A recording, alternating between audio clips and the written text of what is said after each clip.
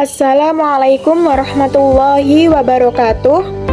Perkenalkan, saya Siti Faridatun Nadhiroh, kelas PAIB NIM 21201067, akan memaparkan materi mengenai menghindari akhlak madmumah dan membiasakan akhlak mahmudah. Selanjutnya yaitu mengenai tujuan pembelajaran pada materi ini. Yang pertama, siswa mampu menganalisis manfaat menghindari sikap temperamental atau godop, menumbuhkan sikap kontrol diri, dan berani dalam kehidupan sehari-hari, pengertian, dalil, macam, dan manfaatnya. Lalu yang kedua, siswa mampu menyajikan paparan tentang menghindari perilaku temperamental atau godop, menumbuhkan sikap kontrol diri, dan berani. Lalu yang ketiga, siswa mampu meyakini bahwa sikap temperamental atau godop merupakan larangan dan sikap kontrol diri dan berani adalah perintah agama. Lalu yang keempat, siswa mampu menghindari sikap temperamental atau godop dan membiasakan sikap kontrol diri dalam kehidupan sehari-hari. Selanjutnya, coba perhatikan gambar di samping. Yang bagian kanan ada dua orang anak, yang satunya marah, lalu yang satunya kaget. Nah, marah ini merupakan akhlak mahmudah atau madmumah? Marah merupakan akhlak madmumah. Kenapa? Marah itu merupakan salah satu sikap godop atau temperamental. Jadi, itu merupakan akhlak yang tercela. Selanjutnya, gambar yang bagian samping. Itu ada 4 orang anak yang sedang mengerjakan ujian. Lalu yang bagian belakang itu dia mencontek. Nah, menyontek ini merupakan akhlak mahmudah atau madmumah? Menyontek merupakan akhlak madmumah. Kenapa? Menyontek merupakan akhlak yang tercela. Selanjutnya yaitu materi mengenai menghindarkan diri dari akhlak madmumah atau sifat temperamental. Nah, apa sih sifat temperamental itu atau akhlak madmumah itu? Definisi dari temperamental atau sifat mudah marah dalam bahasa Arab berasal dari kata godop, dari kata dasar godoba, yaldibu, godoban. Menurut istilah, godop berarti sifat seseorang yang mudah marah karena tidak senang dengan perlakuan atau perbuatan orang lain.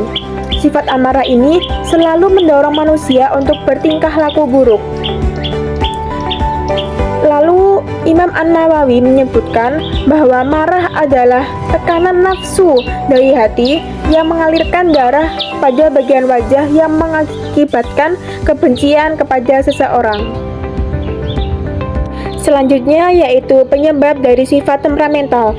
Penyebabnya ada 2 faktor. Yang pertama faktor fisik atau jasmani, yang kedua faktor psikis.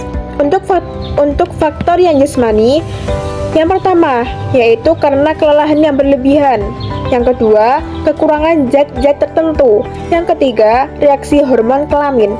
Lalu untuk faktor psikis, yang pertama yaitu ujub atau bangga terhadap diri sendiri, bangga yang berlebihan. Kita percaya diri itu harus, namun kalau berlebihan itu tidak baik. Lalu yang kedua yaitu karena perdebatan atau perselisihan. Yang ketiga, sendau gurau yang berlebihan. Yang keempat, ucapan yang keji dan tidak sopan. Lalu faktor psikis yang kelima yaitu sikap permusuhan kepada orang lain. Selanjutnya yaitu mengenai tingkatan sifat temperamental. Terdiri dari 3 tingkatan, yaitu yang pertama, golongan marah berlebihan atau ifrat, yaitu golongan yang mengalami kesulitan dalam mengendalikan sifat pemarah, lalu bersikap berlebihan sehingga kehilangan kendali terhadap akal sehatnya. Yang kedua, golongan yang tidak memiliki sifat marah atau tafrid, yaitu golongan yang tidak bisa marah, merupakan kebalikan dari golongan ifrat. Golongan ini sama sekali tidak akan menunjukkan sikap marah terhadap apapun yang terjadi di sekitarnya. Lalu yang ketiga yaitu golongan yang mampu berlaku adil dan proporsional atau iktidal, yaitu golongan moderat yang berada di antara ifrat dan tafrid. Mereka tidak akan kehilangan sifat pemarah sama sekali, sehingga tetapi akan marah hanya pada saat-saat tertentu, seperti ada sesuatu yang melanggar larangan Allah dan dalam rangka membela agama Islam dan umatnya dengan kemarahan yang proporsional. Jadi untuk yang golongan ketiga ini, dia itu bisa mengendalikan amarahnya, bisa menempatkan amarahnya. Lalu bagaimana sih cara menghindari sifat temperamental atau ghadab? Yang pertama, yaitu membaca ta'awud atau kalimat A'udzubillahi minasyaitonirrajim. Yang kedua, merubah posisi. Merubah posisi ini apabila marah dalam keadaan berdiri, maka disarankan untuk duduk. Nah, apabila duduk masih merasa marah, disarankan untuk tiduran. Nah, apabila tiduran ini masih merasa marah, disarankan untuk langsung mengambil wudhu. Lalu yang ketiga, berwudhu. Yang keempat, diam atau mengubah posisi. Yang kelima, mengingat wasiat Rasul dan janji Allah. Selanjutnya, apa sih manfaat dari menghindari sifat temperamental?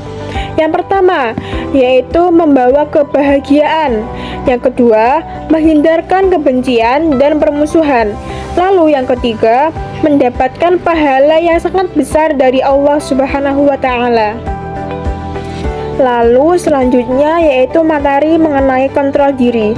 Apa sih kontrol diri itu? Kontrol diri dalam Islam disebut dengan mujahadah an-nafs. Secara bahasa, mujahadah an-nafs terdiri dari dua kata, yaitu mujahadah yang berarti bersungguh-sungguh dan an-nafs yang berarti jiwa, nafsu atau diri. Sehingga pengertian dari mujahadah an-nafs atau kontrol diri adalah upaya yang sungguh-sungguh untuk mengendalikan diri atau menahan nafsu yang melanggar hukum-hukum Allah. Lawan dari mujahadah ini adalah ittiba'ul hawa atau mengikuti hawa nafsu. Bagaimana sih implementasi dari sifat kontrol diri? Yang pertama, yaitu memikirkan resiko dan sebab akibat dari setiap perbuatan. Yang kedua, bersabar dan tidak tergesa-gesa dalam mengambil keputusan. Yang ketiga, memperbanyak zikir kepada Allah. Salah satu amalan yang sangat dianjurkan untuk menghindari dari sifat ghadab. Lalu yang keempat, berdoa memohon perlindungan kepada Allah. Selanjutnya, apa sih manfaat penting dan hikmah dari sikap kontrol diri? Pentingnya yaitu yang pertama, menjaga kehormatan diri. Yang kedua, terhindar dari perilaku yang dapat merugikan orang lain dan diri sendiri. Yang ketiga, menyelesaikan segala persoalan dengan pikiran yang jernih. Yang keempat, menjadi inspirasi dan teladan bagi orang lain. Lalu hikmahnya, yang pertama, mampu menahan emosi dengan baik. Yang kedua, terhindar dari sifat rakus, serakah, dan tamak.